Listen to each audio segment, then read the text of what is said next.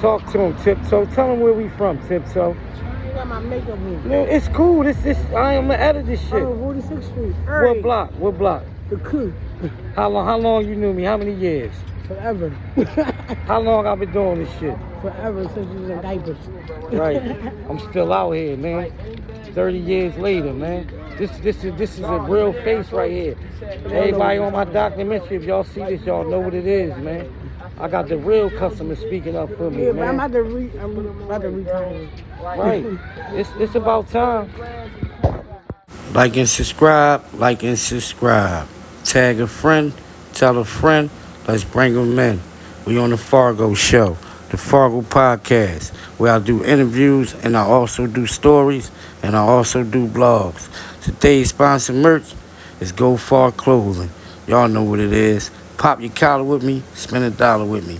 But this story I get into today, this is a Job Corps story about how when I went up Job Corps, as I told y'all in the last story with Ty, I got locked up in school. So when I got locked up in school, I got expelled, meaning though I couldn't go to no more public schools. So I went to Job Corps, signed up for Job Corps, and I wound up going up there or whatever. You know what I'm saying? I'm going to tell y'all one day about the story that we had, a party that we had before I left though. But I'm going to jump right into this, right? So I'm thinking everything's sweet when I get up there. When I get to Job Corps, first of all, when you get to Job Corps, it's people from all over all over the states, from all, wherever, like Baltimore, D.C., Virginia, Maryland, all over. You feel me? So you got to adapt. You got to, you know what I'm saying? But when I first got up there, the first day I called my pop like, yo, I'm ready to leave, Dad. This shit like jail. Because it was like, you know me, I'm used to, coming from hustling, the streets and all that. I ain't been to school in, you know what I'm saying, years. I go, but I'm not participating. Back in the day, we just went to school for the females, the bitches or whatever. So I'm up there and shit. My dad convinced me to, ride it out because I was ready to leave that day. He was like, man, just give it a chance, If you don't like it, then you can leave it, whatever. So I listened to my dad, and I stayed. And I kind of liked it a little bit up there once I got used to the discipline or whatever. I think you had to be in the bed like 10 o'clock, 10:30, some shit like that. 11 o'clock, something like that. I know you had to be in the dorm by like 9 or whatever. But like I said, when I first got up there, I got dug right in though, you feel me? My group was 1381. I came up there with some good people. We stuck together for a little while or whatever, you know what I'm saying? But once motherfuckers get cool and get comfortable, everybody start branching off, going their own way or whatever. But, to this day, I still see some of the folks that I came up there with. But I'm up there or whatever. When you first come up there, like I said, you go to quarantine or whatever. That night you get there or whatever, I think they feed you. You go to your dorm or whatever, they give you a tour on your dorm. You get locked in, put your stuff up or whatever. Then you can come out or whatever, as long as you back in the dorm or whatever. So that next morning when you get up or whatever, you gotta go to the CSO building. That's like where you first sign up at, You come in that building, you figure out, you take I think it's like a TABE test. No, you get that when you go to the school building. I'm sorry, I'm gonna back it up a little bit. That's just like basically, your information, where you're gonna be at, what you're gonna be doing, what kind of trades you want, and all that stuff like that, or whatever. But that's just your group that you come in with. Go to orientation or whatever. Get dug in. So long story long, I'm up there, I'm doing my thing, you feel me? I'm having fun. Food was kind of good too, I ain't gonna lie. You know what I'm saying? They cafeteria, they had some good food in there or whatever. Good breakfast, lunch, dinner, whatever. You eat early as shit though. That's why I said it was like jail. So you might be hungry late at night, but they did have a little store up there. They used to call it the canteen. They sold like little pieces, little fast shit. But, that shit'll do the job, but you had to have money or whatever. Long story long, I'm up there, I'm doing my thing, I get locked in. I get locked in with some cool dudes, you know what I'm saying? One of the guys was from Philly, my man Rock and shit. Rock, rest in peace, Rock. Like me and Rock and Ray Vine, You know what I'm saying? Ray Vaughn was from DC, but that nigga, you couldn't tell, like, he ain't act like them DC niggas, cause, you know what I mean? He was thorough, like, and he fucked with Philly. His chick was from Philly and all that or whatever. One of them, but Ray Vaughn was getting bitches up there, and my man Rock. You know what I mean? Shout out my man Snoop. You know what I'm saying? Then my man Japan came up there. That was Snoop brother or whatever. You know what I'm saying? They used to call him Chinaman Japan or whatever. But yeah, them was my guys up there. But I locked in with them good dudes or whatever. So, you know, they was getting a couple dollars up there, you know what I mean, selling weed or whatever. They was killing it though up there. Low ass nicks. I mean, not even nicks. You can get like 4 L's out of nick. Like, basically, you would make fucking damn near $40 off for $5. Real rap up there. You know what I'm saying? But I got locked in with that. You know, I'm a hustler from off the streets. My dad sent me all this shit up there, all these snacks and shit. I'm hustling snacks, cigarettes, a little bit of weed here and there. You know what I'm saying? I'm good up there. You know what I'm saying? I'm having it up there battling, rapping with niggas and shit or whatever. You know what I'm saying? I'm gonna get to the story though, this Job Corps story, because it was somebody that was up there that was famous that I was cool with or whatever. But I'm gonna jump right into that. Long story long, I'm up there doing my thing. The first day I get up there, I get into some shit. I get chased and shit. The first day they chase me or whatever. First, soon as I come out the fucking dorm. I mean, soon as I come out the dorm or whatever, I did some dumb ass shit. Lady chased me. They couldn't find me or whatever. But I think they knew who I was. But ain't nobody tell, or niggas tell, I ain't tell on myself. Put it like that or whatever. I was gonna get kicked out the first day. I was up there just reckless doing a lot of dumb ass shit or whatever. You know what I'm saying? Going through it with the DC niggas because they was disrespecting Philly. Like, them niggas ain't. And all the Philly niggas up there was acting like they was on some nut ass shit. Like, they seeing these niggas walking around disrespecting us, just playing with us. I wasn't going for that shit.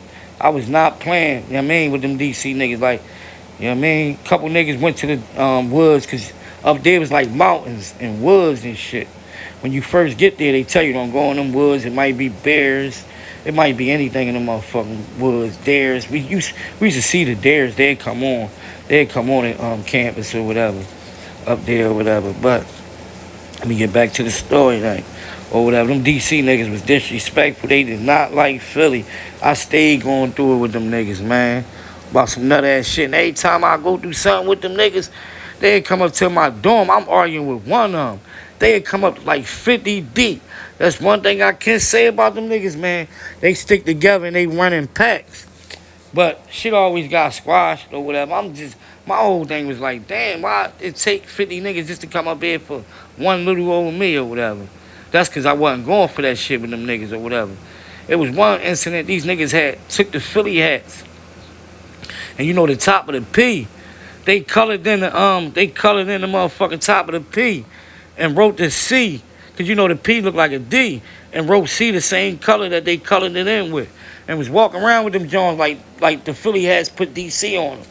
Man, I started snatching them niggas hats to fuck off their head or whatever, you know what I mean? But shit got squashed because my man Ray Vaughn, like I said, he was from DC or whatever. But that shit was about to go down, you know what I mean? It was fun up there, like I said. Every Tuesday, you know what I'm saying, different chicks would come. Like, you'll see chicks coming from all over. And my trade, I did building apartment maintenance. So I would get to, move around, cut the grass and shit. And, and we get breaks or whatever. I knew my spot. I would go right there by the orientation building. See, because I had first dibs on it, you know what I mean? Chicks that's coming in first or whatever. And whatever bitch I was fucking with at that time, I'll break up with that bitch, you know what I'm saying? I'll break up with the little bitch because I see something I want, like a new Rollie. Fresh, that shit was just like I was, you know what I mean? Just doing me or whatever, man, that's all. Feel me? Not nothing personal or nothing. It was just how I was. Like, I had little relationships up there and shit. Had chicks rumbling and everything up there, ready to go through it. Like, they ain't rumble, but that shit was about to go down. But fuck all that. Back to the story or whatever. Like I said, yeah, I did building apartment maintenance. That was my trade. We did everything in that. I think that was like kind of one of the hardest trades because we did a little bit of everything. Painting, flooring, electric, man. You can just name it. Whatever it was to do in the trade, that's what we did. But Now I'm gonna get to the part that it was a famous person up there. Musiq Soulchild was up there or whatever. Before he got famous or whatever, like that was my man. He was in my dorm. I was in Lincoln dorm. You feel me? It had some. It was a lot of dorms up there popping, but you leave it up to anybody, they gonna say they dorm was the best. To me, my dorm was the best. My dorm was popping.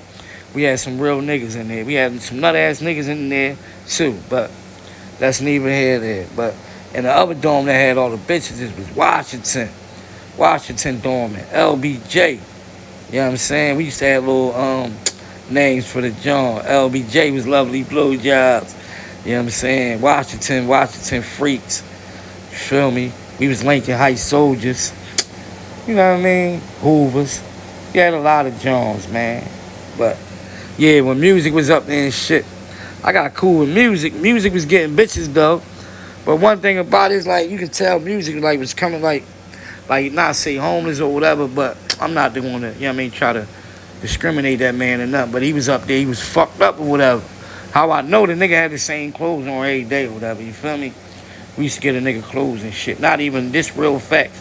Anybody that was up Job Corps with me, you know what I'm saying, 97 and 98, you feel me? Tap in and comment on this shit if motherfuckers think I'm lying. You feel me?